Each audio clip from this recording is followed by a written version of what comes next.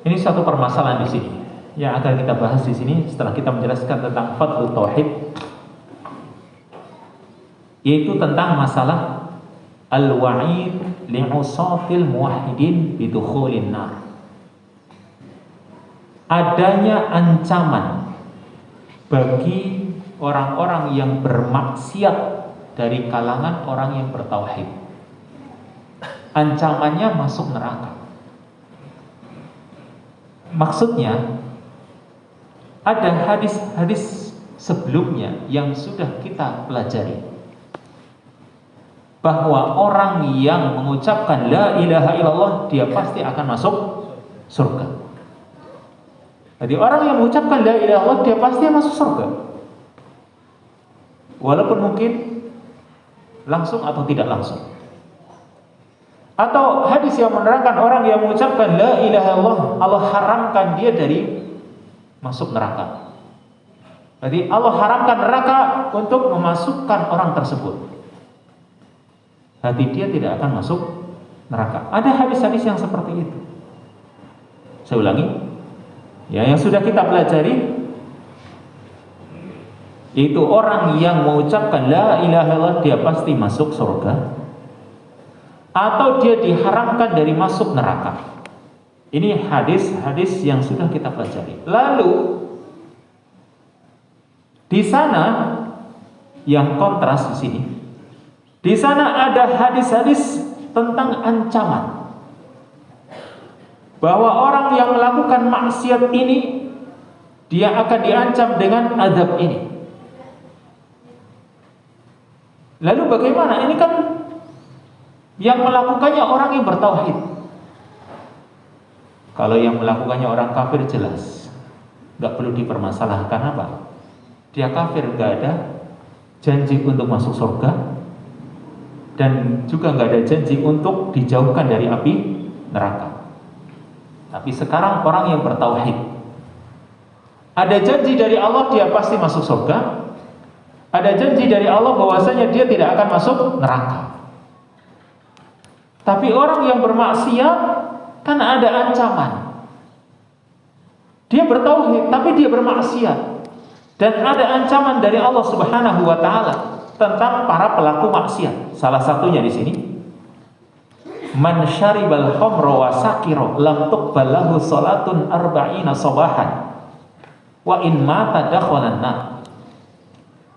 Barang siapa meminum khamr dan dia mabuk, maka tidak akan diterima salatnya selama 40 hari. 40 pagi maksudnya 40 hari. Dan jika dia mati maka dia akan masuk neraka. Jadi sini ancaman. Bagi siapa? Bagi peminum khamr. Ancamannya dia akan masuk neraka. Di samping ancaman tidak diterima salatnya 40 hari, serta juga perbuatan dosa yang lain.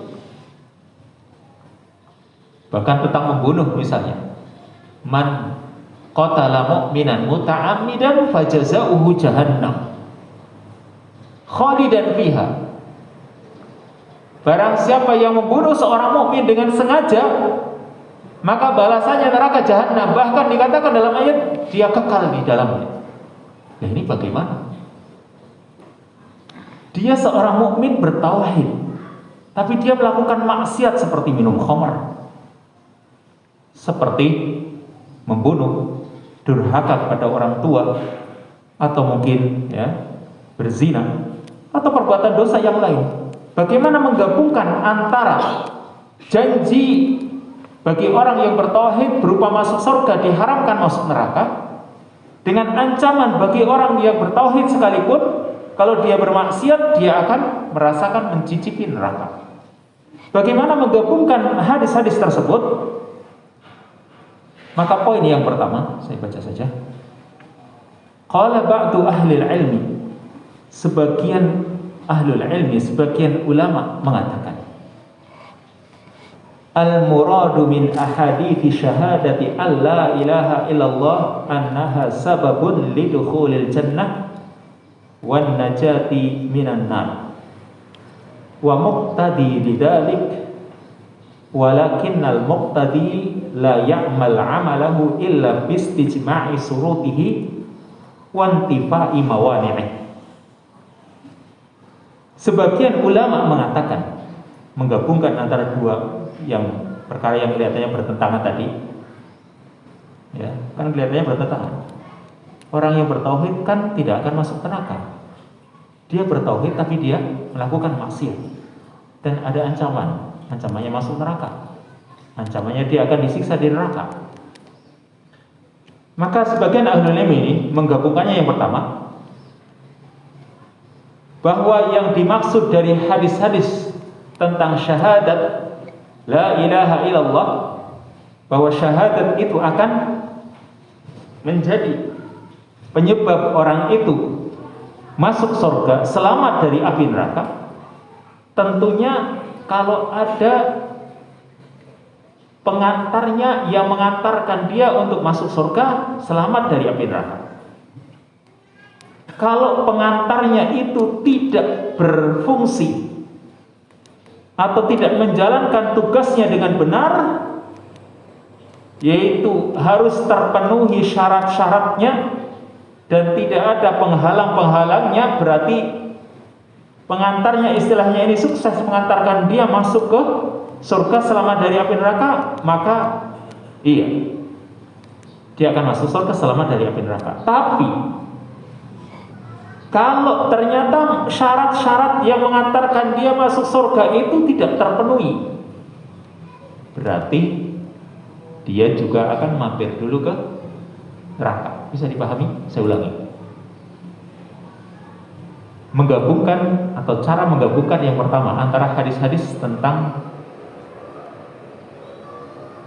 fadilah la ilaha illallah akan masuk surga, selamat dari neraka, dan ancaman bagi para pelaku maksiat akan dijerumuskan ke dalam neraka. Yaitu orang ketika mengucapkan syahadat la ilaha illallah, kan tentunya harus ada yang menjadikan dia itu benar-benar mendapatkan surga dan selamat dari api neraka, yaitu istilahnya muqtadi, pengantarnya, yaitu terpenuhinya syarat dan tidak adanya penghalang. Itu tuntutan dari orang mengucapkan syahadat la ilaha illallah. Kalau tidak terpenuhi, berarti masih ada syarat yang tidak terpenuhi atau mungkin masih ada penghalang. Maka berarti ya, dia tidak begitu saja langsung masuk surga. Tidak begitu saja dia selamat dari api neraka, karena masih ada yang belum terpenuhi. Ini pendapat yang pertama, dan ini pendapatnya Al-Hasan Al-Basri serta Wahab bin Munabbih. Lalu cara yang kedua menggabungkan antara hadis-hadis tadi. Yang kedua, yaitu yang dimaksud annahu yahrum 'alan nar, yang dimaksud dia haram masuk neraka, maksudnya dia tidak kekal di neraka. Jadi maksud tadi orang yang mengucapkan la ilaha illallah dia tidak akan masuk neraka, maksudnya dia tidak kekal di neraka. Bukan berarti dia tidak masuk neraka sama sekali, tapi bisa saja dia masuk neraka tapi dia tidak kekal di neraka. Dan ini sesuai dengan ayat Al-Quran serta hadis-hadis Nabi Sallallahu Alaihi Wasallam. Seperti ayat Al-Quran yang mengatakan innallaha la yaghfiru an yushraka bihi wa yaghfiru ma duna dzalika liman yasha. Sesungguhnya Allah tidak akan mengampuni dosa syirik, tapi Allah akan mengampuni dosa selain itu bagi orang yang dia kehendaki. Berarti bagi yang dikehendaki oleh Allah. Kalau misalnya dia tidak diampuni oleh Allah Subhanahu wa ta'ala karena dosa selain syirik, tidak diampuni oleh Allah, ya, oleh Allah tidak diampuni dosa selain syiriknya, seperti tadi membunuh, ya, bermaksiat yang lain, durhaka sama orang tua misalnya, tidak diampuni oleh Allah, sehingga dia masuk neraka tapi dia tidak kekal di neraka. Dan ini maksud diharamkan dari api neraka, maksudnya dia tidak kekal di neraka, tapi nanti dikeluarkan lagi dari neraka setelah dia dimasukkan ke neraka. Karena Allah Subhanahu wa taala mengatakan dalam hadis qudsi, wa izzati wa jalali wa kibriyai wa 'azamati la ukhrijanna minha man qala la ilaha illallah. Demi keperkasaanku, demi keagunganku, demi kesombonganku dan keagunganku, sungguh benar-benar akan aku keluarkan dari neraka man qala la ilaha illallah, orang yang mengucapkan la ilaha illallah. Berarti orang yang bertauhid tapi dia mendapatkan ancaman karena melakukan maksiat, ya, yang orang ini termasuk orang yang diadab oleh Allah Subhanahu wa taala, maka mereka tidak akan kekal di neraka. Dan kalau misalnya Allah memaafkan sebelum dia masuk neraka, bisa saja karena sebab dosanya tadi. Ya, seperti misalnya Ibnai Adam, salah satu dari dua orang anaknya Adam tadi kan dosanya membunuh. Mungkin saja mereka itu salah satu tadi yang membunuh diampuni oleh Allah Subhanahu wa taala. Kenapa? Lima yasha, kata Allah, bagi orang yang Allah kehendaki. Tapi bukan berarti kalau kita itu merasa yang penting kita masuk surga. Urusan masuk neraka mampir dulu ya tidak masalah. Jangan merasa seperti itu. Atau jangan merasa nanti kan Allah akan ampuni. Jangan merasa kita itu yang penting bertauhid kemudian maksiat, lalu kita itu pasrah sama Allah, nanti kan Allah akan mengampuni. Ini namanya nanti masuk kepada orang yang memiliki sifat irja, terlalu besar rasa berharapnya kepada Allah, dan nanti masuk pada dosa al-amnu min makrillah, merasa aman dari makar Allah karena terlalu besar sifat rojaknya kepada Allah. Sehingga mungkin sebagian kaum muslimin atau sebagian ulama dituduh punya sifat irja karena terlalu besar sifat rojaknya dia kepada Allah, terlalu berharapnya akan diampuni dosa-dosanya. Maka kita itu harus tempatkan, ini ayat tentang ampunan, ini ayat tentang adab. Harus kita jalankan kedua-duanya. Ya, artinya kalau ada ayat tentang ampunan, kita berharap ampunan. Kalau ada ayat tentang adab, kita harus punya rasa takut dari adab tersebut dengan kita meninggalkan dosa. Namanya orang itu mengamalkan ayat-ayat yang ada, bukan cuma mengamalkan satu ayat saja. Lalu poin yang ketiga, cara menggabungkan yang ketiga, au yahrum 'alan nar ba'da khurujihi minha. Atau yang dimaksud orang yang bertauhid itu haram masuk neraka, yaitu haram setelah dia keluar dari neraka. Cara menggabungkan yang ketiga, yaitu orang yang bertauhid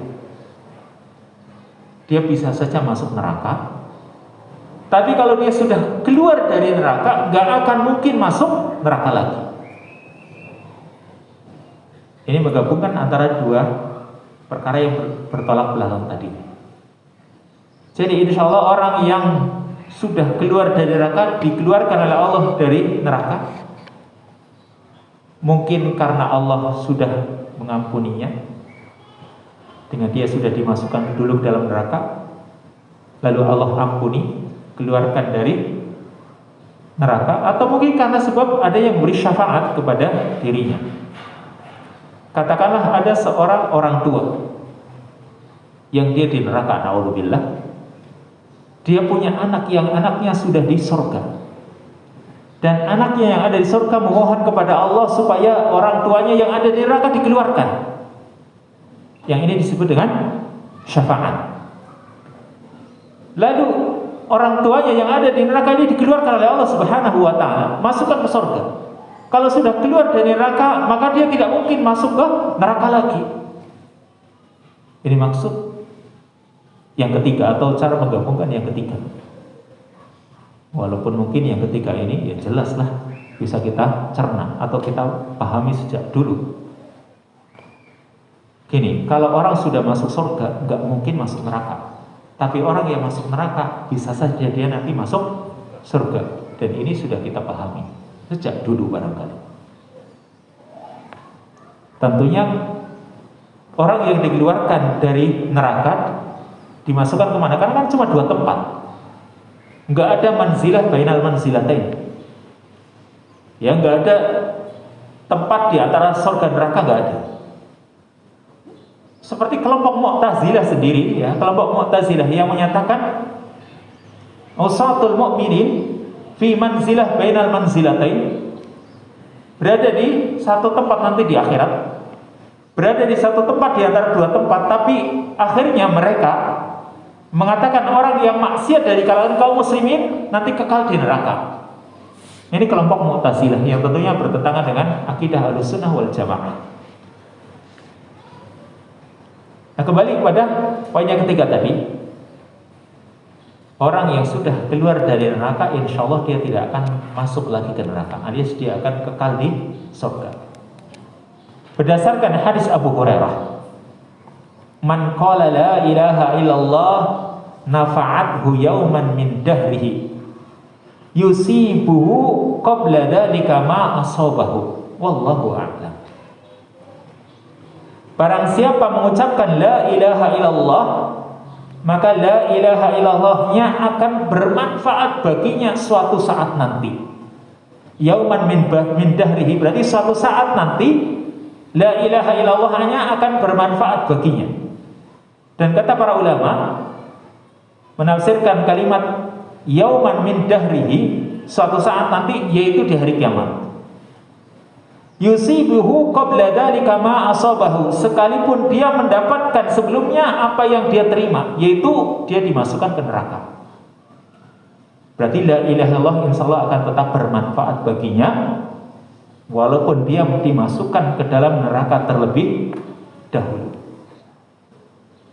Ini cara menggabungkan antara hadis-hadis yang menerangkan tentang keutamaan la ilaha illallah dan juga tentang ancaman bagi para pelaku dosa besar. Kalau dosa kecil sih, insya Allah Allah Subhanahu wa Ta'ala akan mengampuni. Bagaimana caranya? Yang pertama, kalau kita jauhi dosa-dosa besar, insya Allah dosa-dosa kecil diampuni.